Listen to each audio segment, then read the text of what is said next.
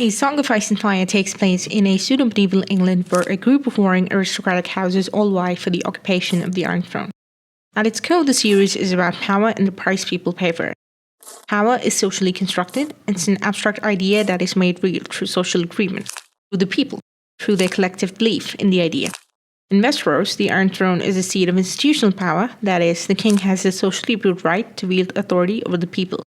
Martin even expresses this through Varys' riddle. Here then, power resides where men believe it resides, no more and no less. So power is a mama's trick, a shadow on the wall. Its shadows can kill, and oftentimes a very small man can cast a very large shadow. This exchange takes place in A Clash of Kings. And you know what else happens in A Clash of Kings? Melisandre kills Renly with a shadow, through magic. What Martin is doing here is drawing an association between magic and power. Magic in the world of Ice and Fire is power. Unlike institutional power, the power of a king on the Iron Throne, which is a social construct, magic is an inherent part of the natural world. The werewolves have always existed. So have the children of the forest. Magic is an objective truth about the universe that exists independent of belief. So you start to see here that as a narrative tool it exists to complement the politics in these books. A great example would be the Faith of the Seven being the only religion in their world that does not seem to be associated with any supernatural power, because there's no need for it. What they don't have in terms of magical power, they make up with the fact that it's the dominant faith of Westeros, and as an organized religion, the faith has social influence and control over the people. Here, institutional power has the same function as the other religions' supernatural power. And House of the Dragon leans into this heavily for Rhaenyra and Alicent as these contrasting models of queens. Alicent and subsequently Aegon's rule is all about honoring the old laws of men. They bring up these traditional symbols of institutional power. Aegon has the Conqueror's crown, the Conqueror's sword, and is anointed by the High Septon of the Faith. Meanwhile, Rhaenyra, who does not have any of that, tries to establish her legitimacy through mastery of the dragons. And to do that, she burns alive a bunch of people. Which brings us to the price of power, sacrifice. It's established almost immediately that magic comes at a cost. Great magic requires great sacrifice, and often that means a human life. And this is where a lot of readers identify magic as being a uniquely corrupted type of power which must be rejected.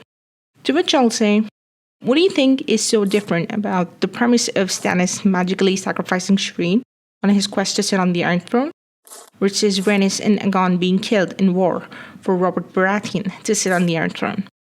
They both think they're saving Westeros from the tyranny of the White Walkers and the Targaryens, in the process of which they have sacrificed innocent lives. Stannis does it for a higher purpose, Robert for his personal interests, but the result is the same. We don't call the violence committed during war a blood sacrifice, but thematically it serves the same purpose. Let someone die for someone else's path to power. Only death can pay for life. Fire and blood are the words of House Targaryen, and they signify this one basic truth, that the whole world is built on violence. The Targaryens come from an ancient slave-holding empire which used to be the center of all magic. Fire and blood here is both the price of Valyrian magic and the price of Valyria's imperial ambitions. And this remains true in how they ruled Westeros. I mean, how many people died during Aegon's conquest?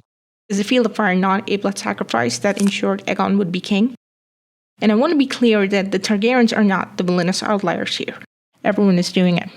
Tywin having hundreds of people killed at a wedding to guarantee Lannister power, the Starks ravaging the Riverlands during the War of the Five Kings, the wall which protects Westeros from the White Walkers by confining the freefolk on the other side. Harrenhal is literally built on the blood of peasants. It's a castle haunted by the systemic violence of feudalism. So the Targaryens are not unique in this area, more like being a house of kings and queens, they are the primary mode through which Martin does most of his commentary on power. And that finally gets us to the dragons. She controls what is, in effect, the only 3 nuclear weapons in the entire world. What Martin means here is that the dragons are the physical manifestation/symbol of House Targaryen's magical and political power, fire made flesh. They were tools of imperial expansion in the Valyrian freehold, and then they were weapons of war in Westeros that were deployed to serve the interests of the Targaryen king on the Iron Throne. Which sounds like a weapon of mass destruction, yes, because it's a tool of political power. And what have we established so far? That violence is instrumental to power. This is one of the things Martin is saying, but is this all he has to say about the dragons? No. If dragons were only a nuke metaphor with nothing more to them, there wouldn't be this layer of metaphorical obfuscation to begin with. He would have just given Daenerys 3 nukes, and then we wouldn't be reading speculative fantasy fiction, we would be reading an opinion piece in the case for nuclear disarmament. At the end of A Game of Thrones, Daenerys Targaryen wakes dragons out of stone through fire and blood. This is perhaps the series' defining magical moment and is in play with 2 other chapters in the same book, the prologue and the first chapter. The prologue is our first introduction to the others, where we're pretty much told what they represent. Everyone talks about snows 40 foot deep and how the ice wind comes howling out of the north.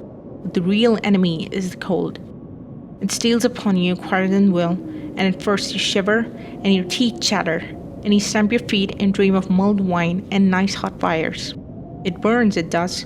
Nothing burns like the cold, and only for a while. Then it gets inside you and starts to fill you up, and after a while, you don't have the strength to fight it. It's easier to just sit down or go to sleep. The others are a manifestation of the cold indifference of the world, grim darkness, if you will. The real enemy is grim darkness.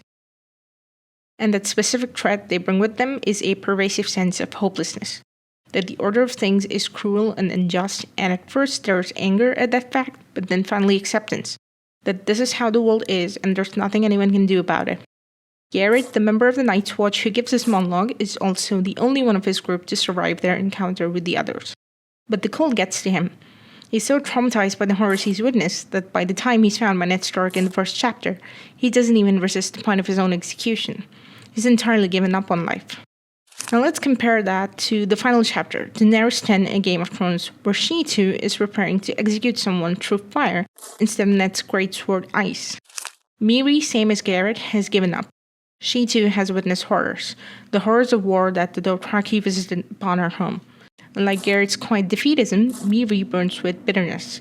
A great detail which I think people miss about her is that she was not just a healer but also a midwife. That is, before all this, she was dedicated to the creation and restoration of life. But then the cold gets to her as well, and Miri, who claims to have never lost a child, deliberately causes the death of Daenerys' son. She wanted to hurt someone in the way the world has hurt her before. In this case, Dany, who she saw as a collaborator in the Dothraki raid of her village. And A Song of Ice and Fire has no shortage of characters that were once idealists and have now turned into cynics who visit the same violence upon others that they were once the victims of, which is echoing the second very important detail that we learn about the others, that their victims are reanimated as wights, dead men whose only purpose is to pass on death to other humans. The others, A Song of Ice and Fire's final magical threat, are not just an externalized force of evil, they are a metaphor for the cycle of death, defeat, and violence. And Daenerys is touched by the cold too. At the start of her final chapter, she has lost her last remaining family tie and her home with the Dothraki. From where she's standing, her life is as good as done. There is this rising dread throughout the chapter that she might even join Drogo in his funeral pyre. And indeed, the manner in which Daenerys responds to that cold indifference of a world that has just abandoned her reveals to the reader exactly what kind of a story this is going to be. Can a man still be brave if he's afraid? That is the only time a man can be brave. This is one of the most important lines in the series. Garrett says, after a while, it's just easier to fall asleep. And Ned says, but you have to try and fight it. You must rage against the dying of the light because in this world only winter is certain. We may lose our heads, it's true. But what if we prevail? What if we chose life and renewal and hope? What if we struggle for it, even after life as you know it has ended?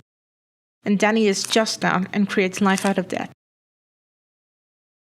The birth of the dragons is the series' defining magical moment precisely because it's the antithesis of what's going on with the others in the prologue. It's Daenerys striving for life even after life has ended. And it's not just her life, but also the lives of all these other women and children that have been abandoned to die by the other cults, and much later, the life of every other slave in Essos. Dragons are powerful agents of violence and death. That is true. And Daenerys hatches hers through someone else's death, because only death can pay for life. But they're also sentient magical creatures wherein there's this deep duality to them as representing both terrible horror and wonder. Horror because of all the death and destruction caused by old Valyria, and wonder because Danny is now rectifying centuries of violence through a slave rebellion in Essos. Like the others, the dragon presents a similar existential question. There's the potential for both life and death in fire and blood. So what will it be?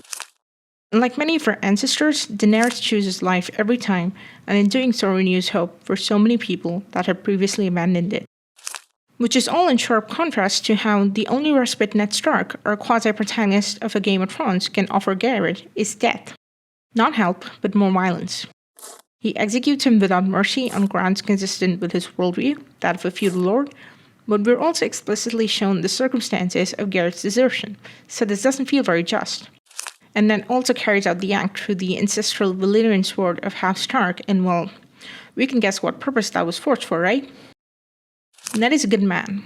As much of a good man as one can be in a world such as theirs, abiding by all their absurd oaths and laws. But he's not a Song of Ice and Fire's definite answer to what truly makes a good and just man in a position of power. Instead, the answer lies with younger characters like Daenerys and with Bran, who goes through a very similar experience when Jaime pushes him off the broken tower. There's a lot of speculation about what exactly this chapter where Bran dreams of a three-eyed crow is doing, but functionally it's just a boy's subconscious confrontation with death.